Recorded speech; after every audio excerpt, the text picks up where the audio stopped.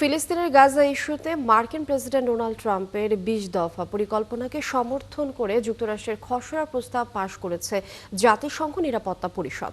এই পরিকল্পনার কেন্দ্রে রয়েছে একটি আন্তর্জাতিক স্থিতিশীলতা বাহিনী আইএসএফ গঠন। নিরাপত্তা পরিষদের ১৩টি সদস্য দেশ এই প্রস্তাবের পক্ষে ভোট দেয়। ভোটদানে বিরত থাকে চীন ও রাশিয়া। এদিকে হামাস প্রস্তাবটি প্রত্যাখ্যান করে বলেছে এটি ফিলিস্তিনিদের অধিকার ও দাবি পূরণে ব্যর্থ। বিস্তারিত মনিরুজ্জামান বাবুর প্রতিবেদনে। গত ১০ অক্টোবর ডোনাল্ড ট্রাম্পের যে ২০ দফার ভিত্তিতে ইসরায়েল ও হামাসের মধ্যে যুদ্ধবিরতি চুক্তি হয়েছিল সেগুলোকে কিছুটা সংস্কার করে নতুন খসড়া প্রস্তাবটি তৈরি করে ট্রাম্প প্রশাসন। খসড়া অনুযায়ী আইএসএফ এর দায়িত্বের মধ্যে থাকবে হামাস ও অন্যান্য অরাষ্ট্রীয় সশস্ত্র গোষ্ঠীর অস্ত্র স্থায়ীভাবে অপসারণ, বেসামরিকদের সুরক্ষা নিশ্চিতকরণ এবং মানবিক রুটগুলো রক্ষার ব্যবস্থা। একই সঙ্গে প্রস্তাবে গাজায় নতুন একটি প্রশিক্ষিত ফিলিস্তিনি পুলিশ বাহিনী গঠনেরও সুপারিশ রয়েছে। প্রস্তাবটিকে মোট ১৩টি দেশ সমর্থন জানায়। এর মধ্যে যুক্তরাজ্য, ফ্রান্স ও সোমালিয়া রয়েছে। কোনো দেশ বিরোধিতা করেনি, তবে রাশিয়া ও চীন ভোটদানে বিরত থাকে। এই ভোটকে স্বাগত জানিয়েছে মার্কিন প্রেসিডেন্ট ডোনাল্ড ট্রাম্প। তিনি জানান, শান্তির জন্য গঠিত বোর্ডের সভাপতিত্ব করবেন তিনি। যুক্তরাষ্ট্রের স্থায়ী প্রতিনিধি মাইক ওয়াল্ডস নিরাপত্তা পরিষদে বলেন, প্রস্তাবটি গৃহীত হওয়া গাজার স্থিতিশীলতার জন্য আরেকটি গুরুত্বপূর্ণ পদক্ষেপ। আইএসএফ এর কাজ হবে অঞ্চল নিরাপদ রাখা, গাজাকে নিরস্ত্রীকরণের সহায়তা, সন্ত্রাসী অবকাঠামো ধ্বংস করা, অস্ত্র অপসারণ এবং ফিলিস্তিনি বেসামরিকদের নিরাপত্তা নিশ্চিত করা।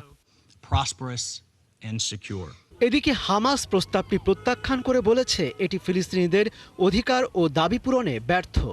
টেলিগ্রামে দেওয়া এক বার্তায় তারা আরও জানায়, গাজায় আন্তর্জাতিক বাহিনীর দায়িত্ব পালনের অংশ হিসেবে প্রতিরোধ বাহিনীকে নিরস্ত্র করার উদ্যোগ নিরপেক্ষতাকে প্রশ্নবিদ্ধ করবে। ট্রাম্পের এই পরিকল্পনার কেন্দ্রবিন্দুই আইএসএফ। পাশাপাশি এতে বোর্ড অফ পিস নামে একটি পরিষদ গঠনের প্রস্তাব রয়েছে, যার নেতৃত্বে থাকার কথা ট্রাম্পের।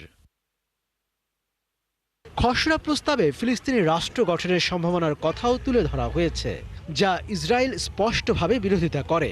আরব দেশগুলোর চাপে এই অংশটি অন্তর্ভুক্ত করা হয়। মনিরুজ্জামান বাবু, ৭১। সৌদি আরবে মক্কা থেকে মদিনা যাওয়ার পথে ভারতীয় ওমরা যাত্রীবাহী একটি বাস ভয়াবহ দুর্ঘটনার কবলে পড়েছে।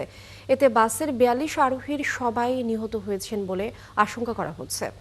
বাসের সঙ্গে একটি ডিজেল ট্যাঙ্কারের মুখোমুখি সংঘর্ষে এই দুর্ঘটনা ঘটে। এতে দ্রুত সেখানে আগুন ছড়িয়ে পড়ে বলে প্রাথমিক খবরে জানা গেছে। প্রাথমিক প্রতিবেদন অনুযায়ী নিহত ওমরা যাত্রীদের মধ্যে ভারতের হায়দ্রাবাদের অনেক নারী ও শিশু যাত্রী ছিল। নিহত ব্যক্তিদের মধ্যে ১১ জন নারী ও ১০টি শিশু থাকতে পারে। অবশ্য স্থানীয় কর্তৃপক্ষ এখনও সংখ্যা যাচাই করছে।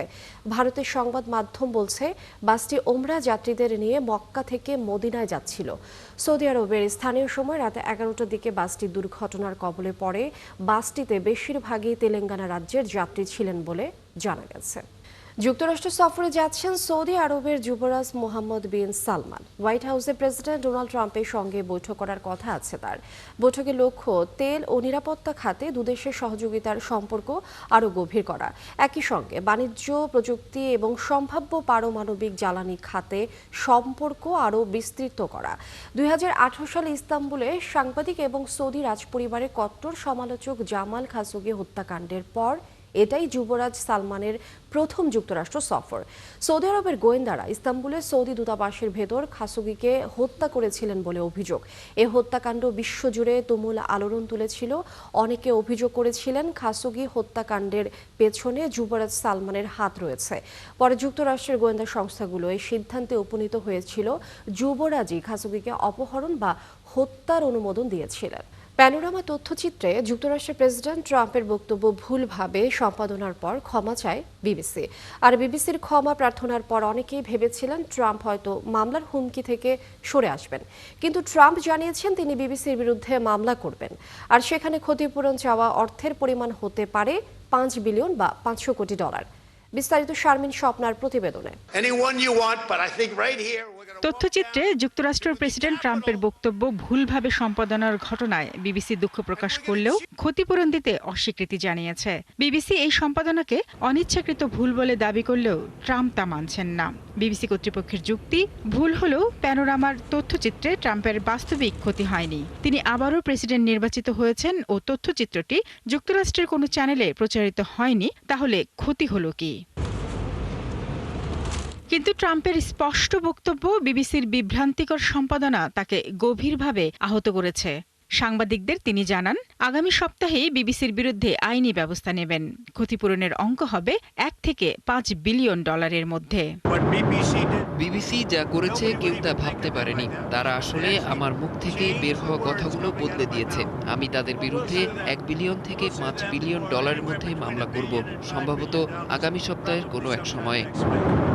এদিকে তথ্যচিত্রে ভুল সম্পাদনা নিয়ে সমালোচনার মুখে পদত্যাগ করেন বিবিসির মহাপরিচালক টিম ডেভি এবং বার্তা প্রধান ডেবোরা টার্নেস। আর বিবিসির চেয়ারম্যান সামির শাহ এক সাক্ষাৎকারে ট্রাম্পকে মামলাবাজ ব্যক্তি হিসেবে উল্লেখ করেন, যিনি আইনের আশ্রয় নিতে ভালোবাসেন।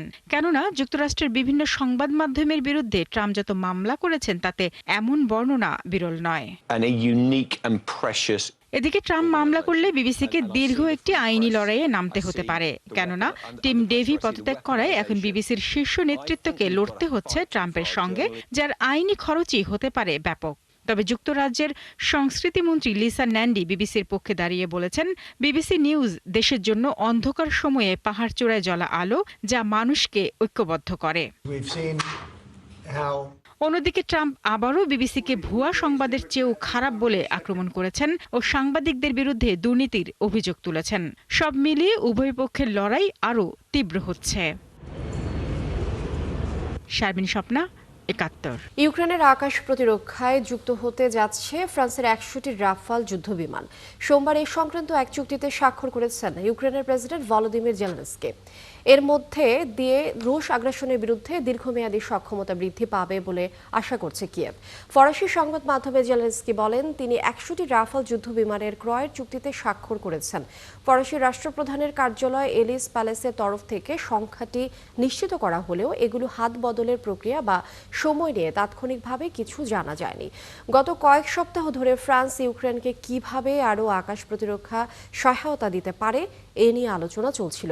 যদিও ম্যাক্রো সরকার নিজেদের রাজনৈতিক ও অর্থনৈতিক চাপ সামলে কতটা সহায়তা দিতে পারবে তা নিয়ে প্রশ্ন রয়েছে। গত মাসে এক বক্তব্যে ম্যাক্রো আরও কয়েকটি মিরাজ যুদ্ধ বিমান দেওয়ার প্রতিশ্রুতি দেন।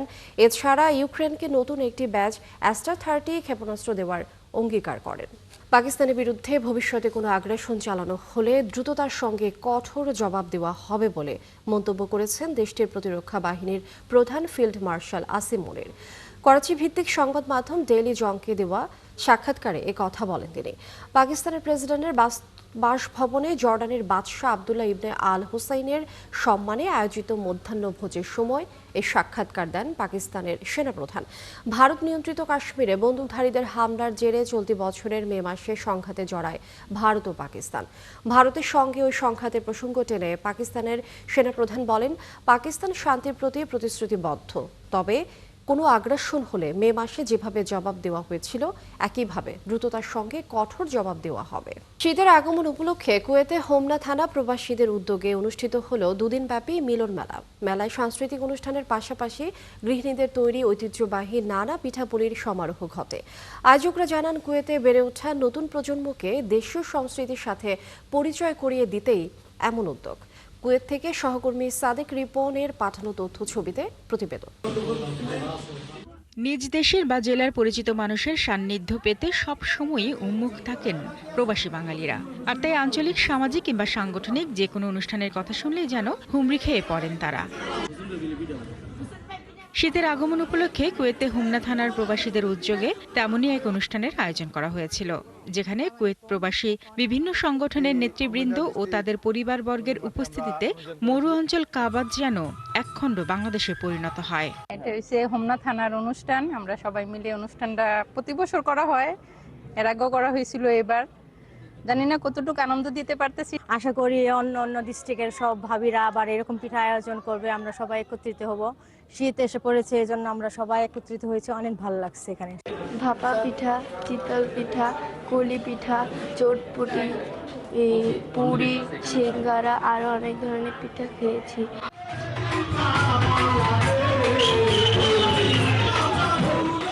দুদিনব্যাপী এই মেলায় পিঠা উৎসবের পাশাপাশি সাংস্কৃতিক অনুষ্ঠানে জারি সারি বাউল গান পরিবেশন করেন প্রবাসী শিল্পীরা। কুয়েতে বেড়ে ওঠা নতুন প্রজন্মের কাছে বাংলার সংস্কৃতি পরিচয় করিয়ে দিতেই এমন উদ্যোগ বলে জানান আয়োজকরা। প্রত্যেক বছর আমরা এখানে একটা হোমনা থানার পক্ষ থেকে অনুষ্ঠান করি।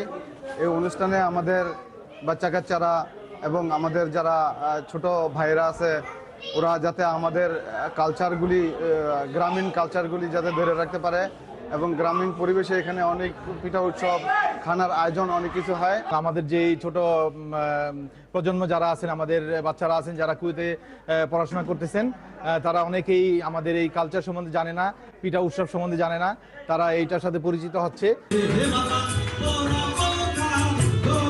শারমিন স্বপ্না, ৭১। দর্শক, এই ছিল এখনকার আয়োজনে বিশ্বের আরও নতুন কিছু খবর ও বিশ্লেষণ নিয়ে দুপুর ১:৩০টায় আবারও হাজির হবে বিশ্বযোগ। চোখ রাখুন ৭১-এর ফেসবুক পেজে এবং সাবস্ক্রাইব করুন ৭১-এর ইউটিউব চ্যানেল। থাকুন ৭১-এর সাথে।